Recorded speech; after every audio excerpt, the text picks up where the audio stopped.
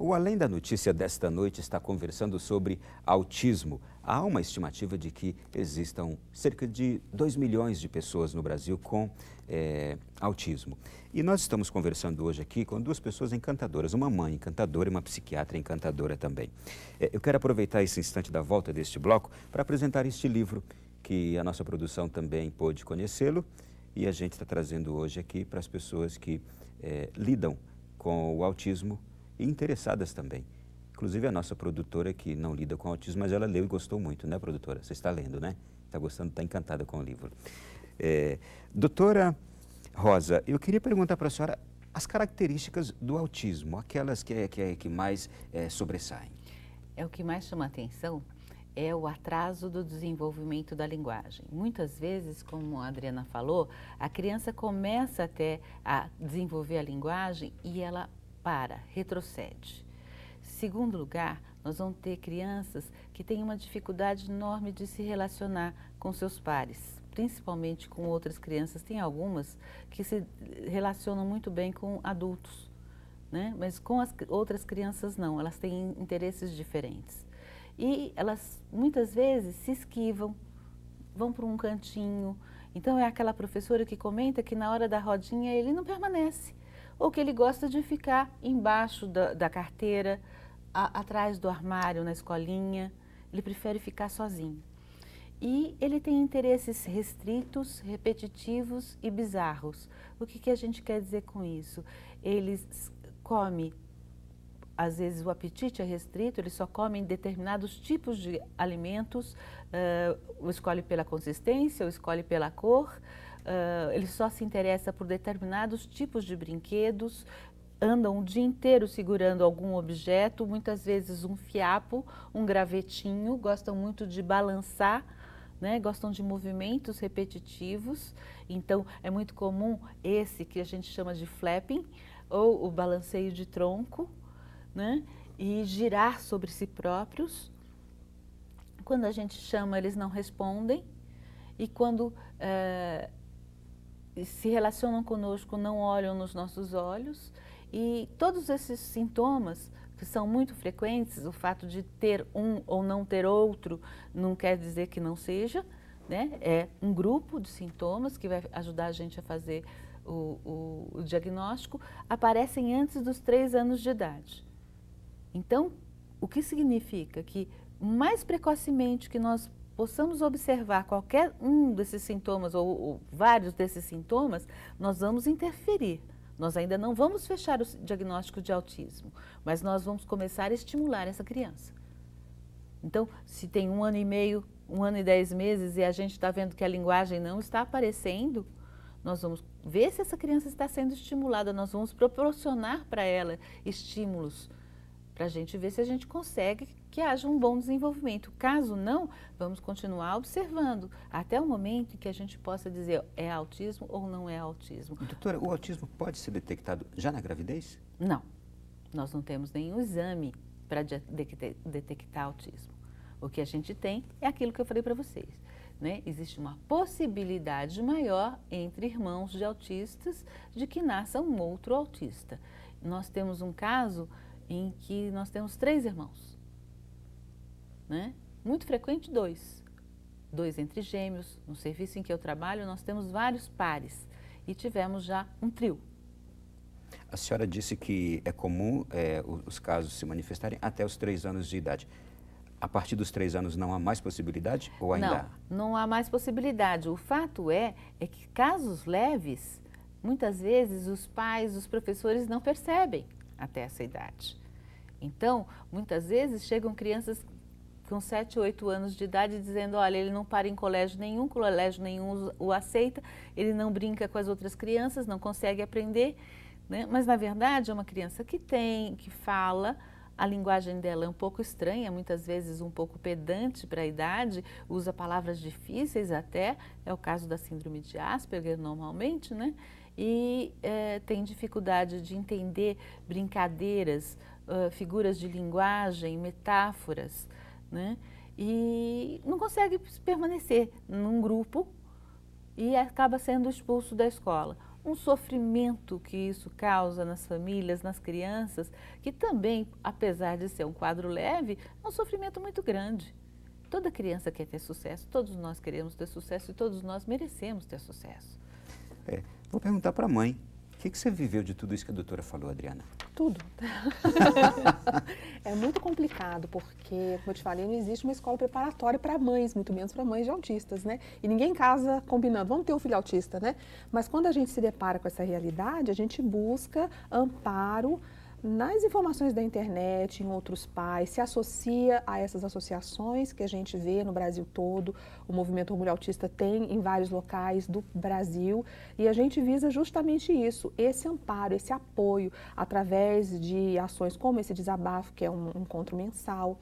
E a gente busca com isso dizer para as mães, para os pais, o autismo existe sim, mas existe vida após o autismo, né? O autismo não tem que ser uma sentença de vida.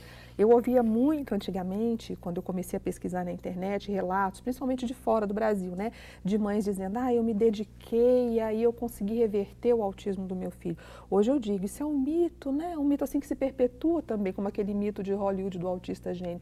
O que a gente tem na prática do dia a dia são mães que precisam trabalhar fora, mães que têm outros filhos e que elas precisam lidar com o autismo dos seus filhos, que nos pega muito do nosso tempo.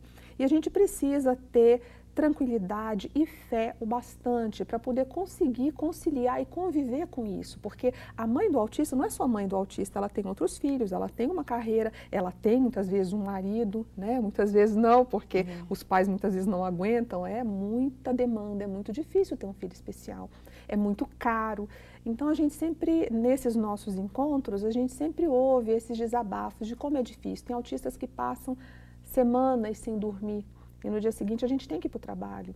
A gente tem muita complicação com relação à própria medicação. A doutora Rosa sabe disso muito melhor do que eu.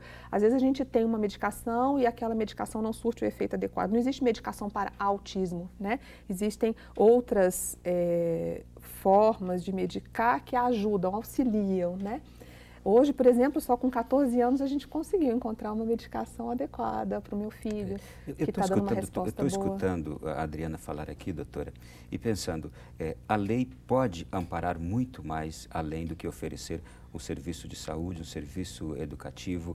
A lei precisa amparar muito com um auxílio financeiro ainda a esses pais e a essas mães.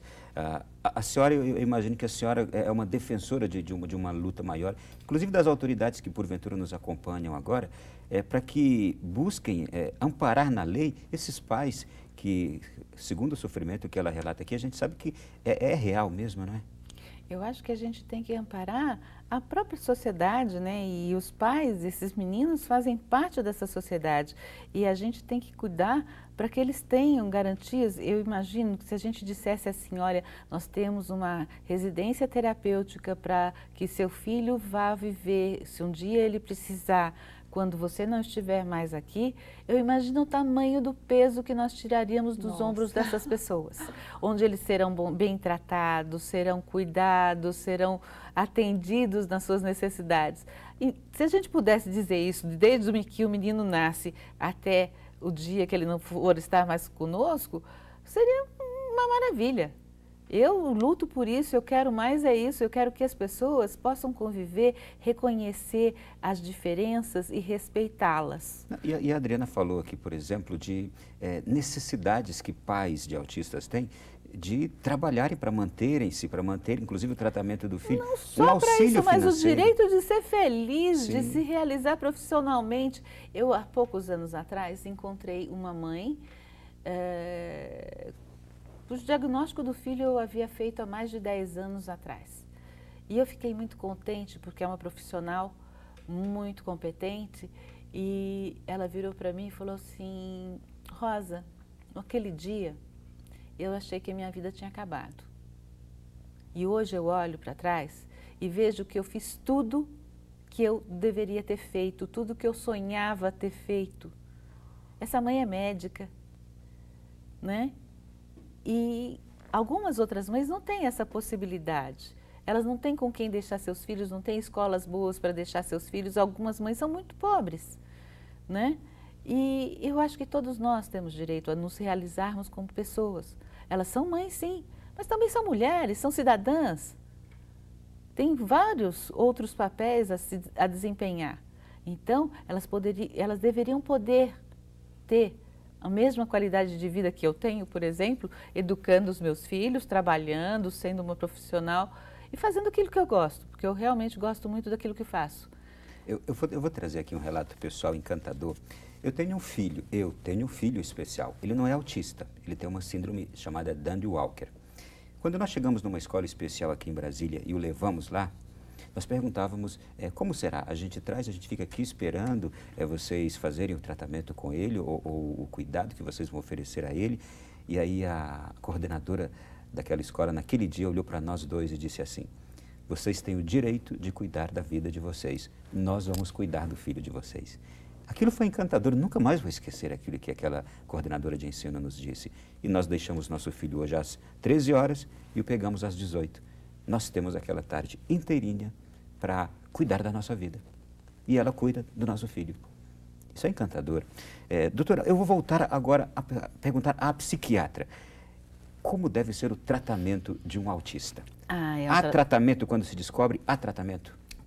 Ele deve ser principalmente o mais precoce possível. Ele envolve um grupo, né, uma equipe interdisciplinar.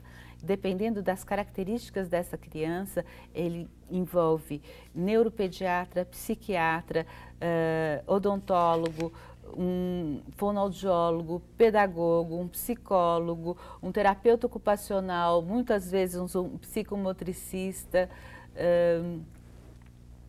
professores, né, em geral, e o que mais ele vier a precisar durante o caminho. Porque esses são os básicos essenciais. Mas muitas coisas acontecem no meio do caminho e vamos precisar de outras pessoas que também conheçam um pouco de autismo, né? Acontece. Eu quero pedir aqui, fundadora, né, Adriana, do Movimento Orgulho Autista Brasil. Uma das fundadoras. Um grupo de pais, mães. Que você agora diga a pais e até a autistas e familiares de autistas hoje que estão nos acompanhando agora. O que dizer no encerramento desse programa a essas pessoas? Dizer tanto seja da sua experiência ou seja também dessa luta que o Movimento Orgulho Autista está tomando. Que você tem direito a ser cidadão, a ter orgulho do seu filho, da sua filha, a ser uma pessoa plena e buscar a sua felicidade. Os autistas, eles existem, são pessoas, se fala muito da criança autista, mas tem autistas de todas as idades, adolescentes, adultos, pessoas da terceira idade. E essas pessoas precisam encontrar o seu espaço na sociedade, precisam que a sociedade como um todo desperte para essas pessoas, que elas têm direito sim, principalmente direito de ser cidadãos e de ser felizes, de ter fé. Tem muitas mães sem fé, tem muitas mães tristes, desesperançadas, porque o autismo é dado como uma sentença de vida. Para muita gente isso gera um desespero enorme. O que eu vou fazer para o meu filho? Aonde que eu vou levar? Em muitos locais não existem opções de escolas, como temos aqui em Brasília, graças a Deus, poucas, mas boas escolas. Então, o meu recado para essas pessoas é: procure os seus direitos, procure vivenciar a sua vida de uma forma positiva. Tenha fé, você vai conseguir encontrar um caminho, busque. A gente precisa sempre estar falando disso porque nós nos sentimos muito desamparados, porque a gente, quando busca um atendimento em qualquer área, a gente não encontra. Mas é nosso dever buscar esse atendimento e exigir das autoridades que nos amparem. Isso é muito importante que se diga. E olha, o endereço do Movimento Orgulho Autista Brasil é este aqui, www.orgulhoautistabrasil.org.br. Eu quero pedir também uma palavra final à doutora, que eu imagino é uma luta apaixonante, porque 30 anos lidando com o tema, de fato, pode ser uma luta apaixonante, né, doutora? Suas palavras. Eu gostaria de deixar uma mensagem dizendo que estejam sempre atentos, não aceitem que a criança vai falar quando tiver 3, 4 anos, não aceitem. Se você está em dúvida, procurem outros profissionais, procurem até alguém dizer aquilo que satisfaça você, né? Não vá se conformando com a primeira opinião. E mais do que isso, quando houver o diagnóstico, lutem. A gente vê muitas das nossas crianças evoluindo muito bem.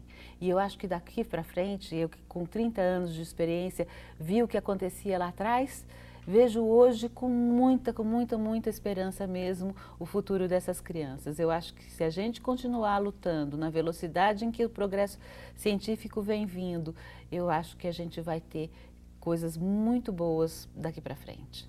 Doutora, nós podemos deixar um e-mail da senhora para orientações diversas de pessoas do Brasil inteiro que queiram algum auxílio, alguma indicação, alguma orientação? Pois não, Rosa Orita, com H, @uol.com.br. Rosa Orita, com H, @uol.com.br. Por favor, identifiquem o assunto como autismo. Ok, muito bem. Olha, gente, dicas de filmes, sites e matérias, nós teremos aí na página da internet que está aparecendo. Você pesquise, entre, você vai com certeza encontrar coisas maravilhosas sobre o assunto que tratamos hoje aqui no nosso Além da Notícia. E se Deus quiser, na próxima semana estaremos de volta com outro assunto do seu interesse.